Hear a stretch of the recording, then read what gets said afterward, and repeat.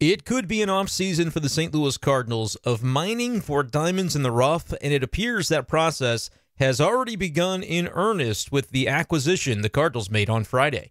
What's going on, everyone, and welcome into this edition of b-schaeff Daily. Brenden Schaeffer with you here on Friday, November 1st, 2024, talking about the St. Louis Cardinals as we do on this channel, on this podcast. And the Cardinals are back in the news again one day after they announced that they were declining the options on Kyle Gibson, Lance Lynn, and Keenan Middleton. The Cardinals have added to the 40-man roster, claiming 24-year-old right-handed starting pitcher Roddery Munoz from the Miami Marlins and adding him to the 40-man roster as a result. Well, last year, if you remember, Cardinals actually faced Roddery Munoz back in June, and they had a pretty productive day at the plate against him, scoring 7 runs. 6 of them were earned against Munoz over 4 innings of work. Roddery Munoz for the season, not great numbers, which might explain why he was designated for assignment by the Marlins or passed through waivers. 6.53, the finishing earned run average for Munoz in 18 games, 17 of which he started over the course of 82 2/3 innings pitched. 6.53, again, that ERA. And he struck out 70 batters in those 82 2/3 innings, had a whip, which is walks plus hits per inning pitched, of 1.585. So, yeah, he allowed a lot of base runners, walked 42 batters, allowed 89 hits over those 82 innings pitched. And the Marlins decided that they did not want to continue housing him on their 40-man roster. The Cardinals swooping in with the move. What do we think of it? Cardinals fans, let me know in the comments below, and make sure you guys hit that subscribe button to be tuned in and alert to all of our Cardinals content all off season long, because again, I feel like 2 news pieces in 2 days is not going to be altogether uncommon for the way the Cardinals are going to move and shake and shift throughout this off season. I think the move that we saw on Friday is going to be the kind of move we see with frequency over this off season for the Cardinals. They are going to try and mine for those diamonds in the rough and see if they can't potentially establish some of these young players that I expect them to go after who might be cast aside by other organizations. See if those guys can't turn into something that can be part of the future in St. Louis. It doesn't have to necessarily be that every one of these guys that they pick up turn into mainstays for the Cardinals, but giving them a chance when you got a 24-year-old pitcher. And if you look at his StatCast profile, I posted this to my Twitter at b-schaefer12 after the news was announced. Not particularly pretty if you're talking about the 2024 MLB percentile rankings for Roddery Munoz. A lot of blue on that page, but the one thing that stands out is fastball velocity. He's in the 69th percentile with an average fastball, I believe, at 95.2 miles per hour last season. Some of the other numbers, xERA, x batting average, that's expected ERA and expected batting average. He was in the 1 percentile in expected ERA of 6.94. His actual ERA of 6.53, a little bit better than that, but still not particularly glowing. And the Cardinals, I noticed in the press release that they sent out about this acquisition, claiming Munoz off waivers, they did not put the ERA for the big league tally in the press release. It's 6.53. They did note that he had a 4.96 ERA in his AAA opportunities last season. That was over the course of 49 innings. So, yeah, this is an absolute flyer for a Cardinals team that has room on the 40-man roster. I believe it's up to 36 now after the recent departures, and then you add Munoz into it. There will be a lot more moving and shaking, I think, to happen over the course of the offseason. And it's not like I saw Roddery Munoz last year and had very many nice things to say about him. I'll be honest about that. I think I can recall doing a podcast after that game and me saying, yeah, when you saw Roddery Munoz was the guy on the other side, you kind of figured that the Cardinals were supposed to have a pretty good day offensively, and they certainly did. But again, the Cardinals are looking for traits. They're looking for raw materials that you could potentially mold into something. If they can look at Munoz and say, all right, didn't do very well last year as a 24-year-old starter. Maybe he needs to, do this, that, or the other to be able to establish himself alongside having that good quality fastball velocity. I would say if he walked 42 guys in 82 innings, one of the things he probably needs to improve upon is his command of that fastball. And the fact that guys are barreling him up even when he does throw that velocity. The percentile ranking on his barrel percentage is 1 percentile, the first percentile. It doesn't get any worse than that. You have to be at least, I think, in the first percentile. I don't think there's a 0th percentile. So, yeah, they barreled the crap out of him. The hard hit rate, 6th percentile. They hit him hard. It didn't result in good strikeout numbers or walk percentages. 14th percentile for both of those categories. Everything about his profile from last season in the big leagues was pretty poor, except for that 69th percentile fastball velocity. And then the second best aspect of his profile was the whiff percentage. It was only 35 in the percentile rankings of all MLB pitchers last year. Put that 35 or 35th rather percentile head and shoulders above what a lot of the other stats were. So they say, hey, look, we're looking at these traits, solid fastball velocity. It's the only thing in red on the profile, and 35th percentile on a whiff rate, which means, okay, there's some raw materials maybe that you can work with here. Definitely not a finished product. But what if that's a guy who, okay, we like the fastball. We need to get the fastball in a better position to be commanded well and to not be barreled up. You could throw a good velocity, but when you throw it not for strikes, it doesn't really matter. And then when the strikes you do throw are right down the middle and guys are able to barrel you up, well, then that also doesn't lend to your potential success. But what if the Cardinals can look at this guy and say, all right, if we don't envision him as a starter, which maybe for now they do, because you're going to have some opportunity. Depending on how many of the guys are let go from the current big league rotation. And I've kind of been operating under the assumption that Eric Fetty is going to be around. But what if the Cardinals get a good offer for him of a solid prospect where they can save the $7.5 million, and maybe it's a pitching prospect? They just plug that guy directly into their rotation. He's got more cost-controlled seasons ahead than just the one for Eric Fetty here, and maybe the Cardinals do decide to trade him. Or maybe they trade Eric Fetty for something that's not a guy they can plug right into their rotation, and you're just going to need bodies.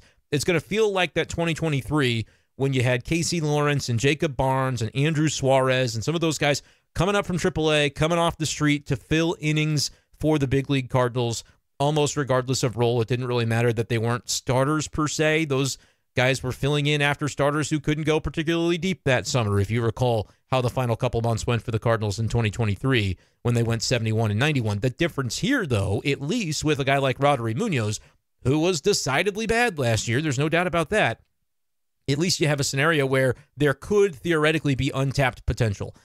It makes so much more sense for the Cardinals to target these guys in their mid-20s and see what they have to potentially offer, get their coaching staff having their hands on these players, get their player development group that's coming in with Chaim Bloom and Rob Cerfolio and these different guys that are going to be involved in hopefully, upgrading the technology, upgrading the approach, modernizing things for the Cardinals organizationally as they look to develop more talent and better talent and do it with more frequency.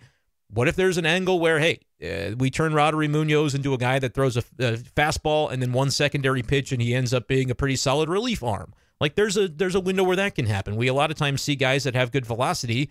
If you tell them, hey, you're going to go in shorter bursts, they actually add a tick or two.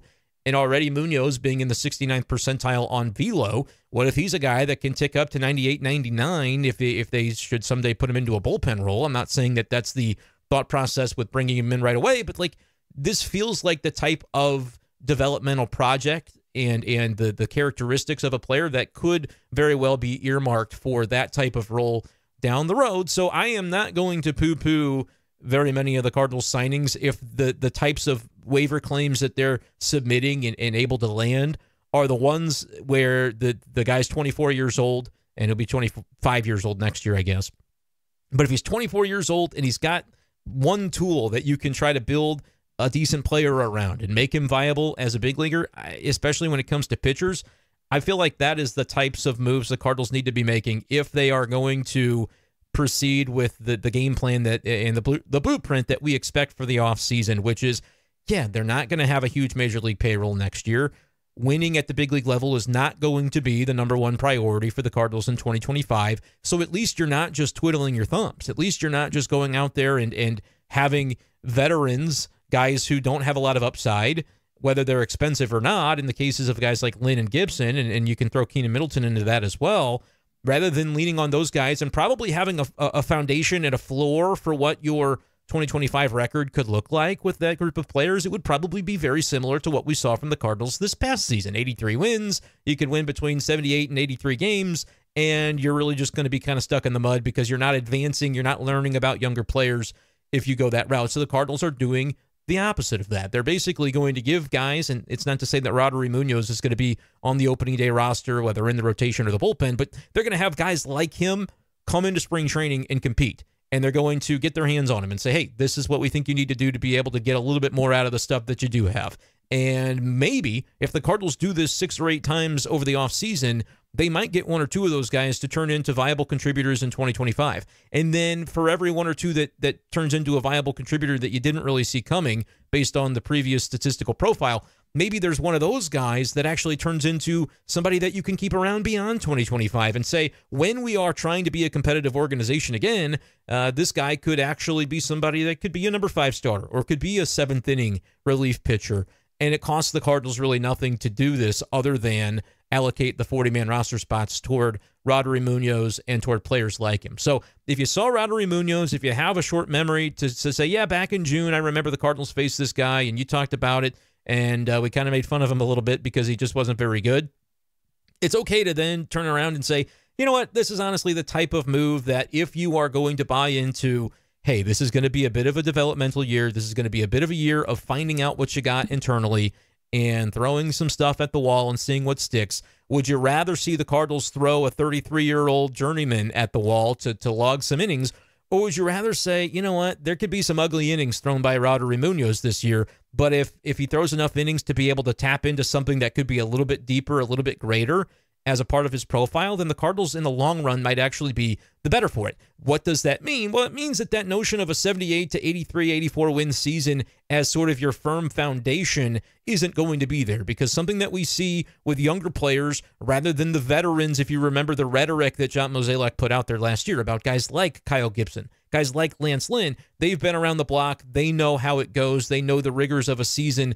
It goes 6 months. It's 162 games. We need you to be able to take the ball every 5th day. The Cardinals are maybe going to be more reliant upon players who do not have that background, who do not have that level of experience, and therefore you could see a season if some of the guys that they end up relying upon, or I guess I should say if more of them than not end up sort of not being up to the tasks, not being up to the challenge, and you go out there and guys are kind of left in there to, hung out there to dry, so to speak, and that could happen, then you could see a season that results in more of a 71 and 91 type of vibe than the 83 and 79 vibe that we saw from the Cardinals this past year.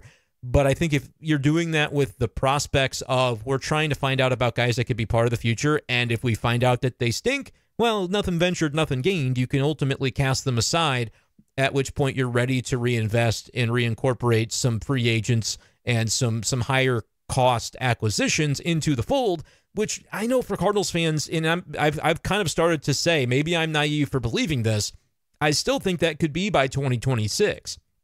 I think the Cardinals could see 2025 go better than expected if the Vegas win total on opening day is 76.5 because they didn't really go out and add reliability via free agency or via trade, and they're relying upon some guys that have not really proven it yet. And so the public expects them generally to be a handful of games below 500. If that's your win total expectation, but they go out and win 81 instead, and they're a little bit ahead of schedule, and the FanDuel TV / Bally Sports Midwest situation resolves itself or improves, or the Cardinals are another year along, and so they're more equipped to bring in revenues via the outside app or whatever ends up happening on that front, suddenly the revenues look better. Maybe the Cardinals fans are flocking back to Busch Stadium because even in an 80-win season, let's say Jordan Walker really establishes himself, or let's say that Mason Wynn, turns in a 30-30 season. He becomes this power hitter that has just captivated Cardinals fans, and people are going to see the select few players on the roster that are exciting and up-and-comers, and we're in a completely different space than we kind of see Cardinals fans in right now, where people are pretty hesitant to support what they expect could be a pretty down season in 2025 because the last couple of seasons were down years. But you just never know the way that the next 12 months could unfold. And so if there is excitement around the team again and the revenue concerns maybe resolve themselves in a positive and productive way, could it be that as early as 2026, the Cardinals are slowly ready to start building back toward their previous rankings in the payroll department, which, they were like 12th or 14th or so this year, still not very competitive, not for the type of credit that Bill DeWitt Jr. likes to have from Cardinals fans for his spending habits. He often says, oh, we're top 10. It's like, well, no, you weren't. and that's been kind of something that's been going a couple of years in a row. Maybe they could get back to at least a part where they're, top 12, and I think this upcoming season they won't be top half. I would be very surprised if the Cardinals end up in the top 15 in Major League payroll spending for 2025. But if they're then able to just have that one-year reset, they find out about some of the Roddery Munoz type characters that end up outperforming and turning themselves into viable 26-man roster contributors for a more competitive Cardinal team in 2026. And I say guys like Munoz because, again, I saw him pitch last year, and I'm not necessarily over the moon and thinking that he's going to be able to reinvent himself and be great, but the Cardinals are bringing in new developmental figures and executives and people that are hopefully going to install a better system that can get the most out of players like this. And so whether it's Munoz or guys like him that ultimately are able to ascend beyond their station and turn into contributors for a team that does have designs on making the playoffs in 2026 or 2027, then maybe you can start to say, all right, we found out in 2025 what the holes were because we didn't have Kyle Gibson. We didn't have Lance Lynn. We didn't have Keenan Middleton. We didn't have, maybe they trade away Michaelis or they trade Matz or they trade Fetty or they trade Sonny Gray. Like one of the four you would have to think would be potentially traded. And yeah, that's going to leave some holes in the rotation, but it's going to also provide opportunity. And if the Cardinals are full steam ahead on understanding that this could be at the cost of 2025 being a successful year on the field at the major league level, but it can be something that expedites the process of finding out how many holes really are there on this roster in this organization before the Cardinals can go out and be truly competitive at the top of the NL Central again, then it could be all for the better. It's just going to be very interesting, I think, to see the way that the fan base either does or does not embrace this upcoming period. But what we saw on Friday with the Cardinals claiming Roddery Munoz from the Marlins, and again, you might think, well, they're taking the castoffs from the Marlins. That should be concerning. The Marlins are also a team that's not very competitive, so why is this guy someone the Cardinals are interested in?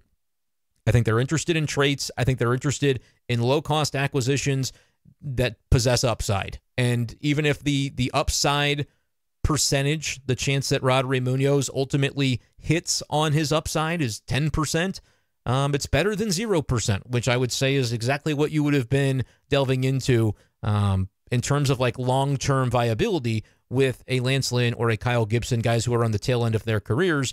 And same for Keenan Middleton. You kind of know what you've got in him, and they certainly, at their median projection, are going to be better players in 2025 than Roddery Munoz. But Roddery Munoz has a ceiling to him, even if it's very unlikely statistically that he reaches it. Do you believe in the Cardinals, and do you believe in Chaim Bloom and Rob Cerfolio and the others that they're going to bring in on the player development and procurement side to be able to maybe get more out of these guys than we've seen from them in other stops? Like, that's what's going to have to be different about this next era of Cardinals baseball. 2025 can be a transition year, but I absolutely do see the vision for the types of guys that I expect the Cardinals to continue bringing in. Roddery Munoz makes a lot of sense toward that end as to what the Cardinals did on Friday. Whether it ultimately results in anything is going to be a test of kind of how good and how much quality there is in the identification and in the development of these types of players from the new regime that is slowly being ushered into St. Louis Cardinals baseball. Yeah, John Mozeliak is still here, right? But that's more because it's a nice, polite thing to not let John Mozeliak go when you're Bill DeWitt Jr. and you've got that great relationship with him. You're appreciative of all the things that Mo did over the course of his tenure with the Cardinals. But that does not mean that Chaim Bloom and Rob Cerfolio and the like cannot have influence over kind of modernizing the approach that had sort of fallen to the wayside a little bit more than I am sure even John Mozeliak would have wanted to be the case. But at the same time, John Mozeliak does not get to act with impunity when it comes to the resources that he's had at his disposal in recent years, which is why I continue to point the finger back toward Bill DeWitt Jr., because I think it maybe just needed to get to this point where the Cardinals were clearly in decline before Bill DeWitt, behind the scenes even, would acknowledge it and say, yeah, we do need to invest resources differently than I have allowed your regime, Mo, to do. Still noting that DeWitt did not publicly embrace the notion that he was responsible for the way that the organization had declined in these developmental areas, because you recall the end of season press conference, Bill DeWitt Jr. was prickly, to say the least, when it came to answering questions about the faults of his player development in this organization in recent years. But you know what? I do believe that the Cardinals have turned over a new leaf. Even if they're not so willing to accept the blame for what had happened previously, I think that the moves they're making now are an acknowledgement that they had sort of lost their way. Do you trust in Chaim Bloom and Rob Cerfolio? If you do, I think the Roddery Munoz move on Friday is one that, even if it specifically doesn't end up working out, it's a type of move that could allow the Cardinals to move forward as an organization and out of the retool, rebuild, reset type of period, maybe sooner rather than later. Let me know, Cardinals fans, what you think of the Roddery Munoz move. I'm not trying to make more of it than what it is, but on b-schaeff Daily, we're going to talk Cardinals all off season long. So if I have a chance to talk about a low-cost, low-risk acquisition for 20 minutes on a podcast, that's what this channel is about. It's for the diehard Cardinals fans that want to know the ins and outs of everything going on with the team. So appreciate your guys' support as always as we have continued to build up this channel. Check out the channel membership option in the video description below and continue listening and watching for b-schaeff Daily content all off season long. Thank you guys so much for listening, and we'll talk to you next time on b-schaeff Daily. Peace.